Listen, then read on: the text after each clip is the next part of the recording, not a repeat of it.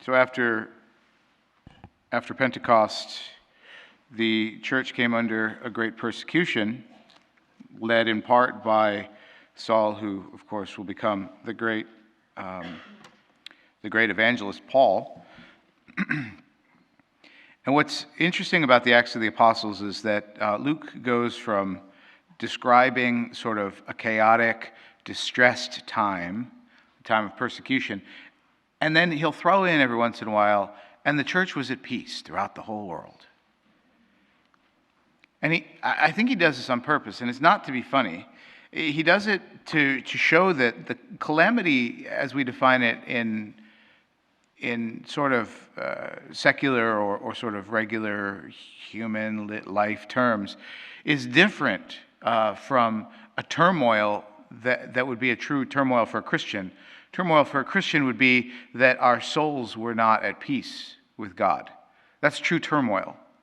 That's a true persecution. The devil truly persecutes us. The devil tries to convince us to abandon God or to offend God, to displease God, or frankly not to care if we displease God or not, or convince us that God will just understand. You ever do that? You ever do something and you just say, "Oh, God will understand"? No, He won't. You're wrong. We can't do those things. The things that we say, "Oh, God will understand," that's a way of mental gymnastics that our conscience doesn't fit through that hole, right? And that's a truly distressed attitude. That's a truly distressed situation.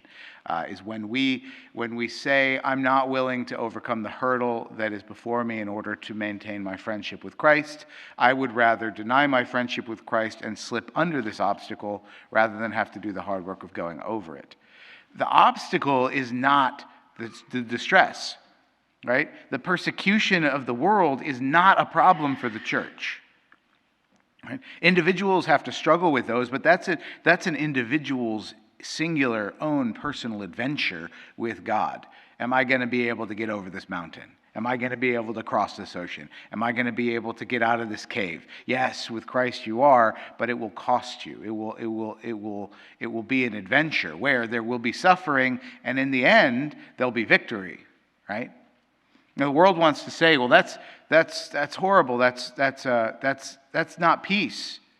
We want to create peace." What the world understanding of peace is essentially everybody is in a hyperbolic chamber, in suspended animation, like the whole world. That would be that the world would say, then the world is at peace. If everybody's asleep, the world's at peace.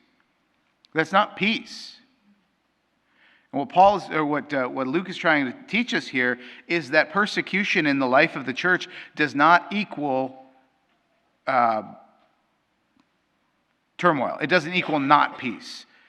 That in fact you can be at peace and your whole life is in turmoil. Your whole life is in upheaval. We can be suffering a physical ailment. We can be suffering from old age. We can be suffering from financial poverty. We can be suffering in loss. And yet we can be at peace. And because of that, what that means is the persecution of our flesh in this world, or of our psychology, of our psychic disposition in this world, can be an opportunity not only to still be at peace, but to deepen a relationship with the one with whom we are at peace. Right? People persecute the church no matter where you go. Christians are the number one most persecuted religion on the planet. It might seem odd that that's true, but that's true. If you're talking globally, if you're talking about in the United States, it's not true. If you're talking globally, Christianity is the number one persecuted religion in the world. And do you know where it's strongest? Where it's persecuted. The blood of martyrs waters the seedbed of the church. In Africa, we have our hope for Christianity. In Asia, we have our hope for Christianity. In the U.S., we're by and large an apathetic, dead spirit. I don't mean individuals, I mean by and large. And that attitude breeds mediocrity. Because we're not persecuted, because we're at peace, because we're all just getting along, our souls die. Right? And that doesn't mean that other people are the enemy.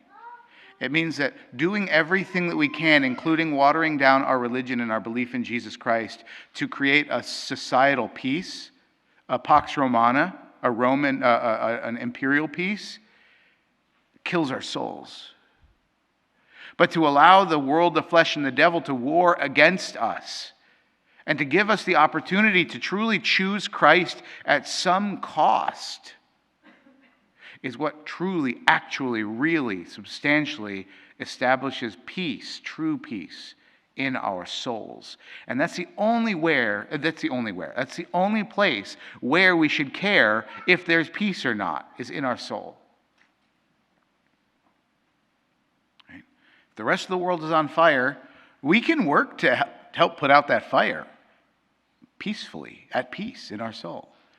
Not disquieted by the fact that the world's on fire, but to patiently and peacefully and diligently and justly work to put out that fire without in any way compromising the relationship with the one who gives our souls peace. This is what the early church knew. We express our love for everyone, but our love for Christ first. I love him above all else. And if anyone else wants me to stop loving him for their friendship, I'll have to say no thanks.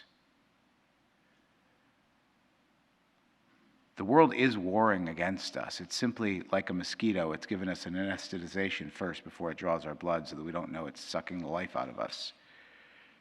We need to kind of wake back up and see that we are under attack, though we've been asleep. To see where the world has asked us to compromise the integrity, the singularity, the purity of our yes to Jesus, and where we have acquiesced. And we need to take back that ground so that we can be both awake and at peace, a true peace with Jesus.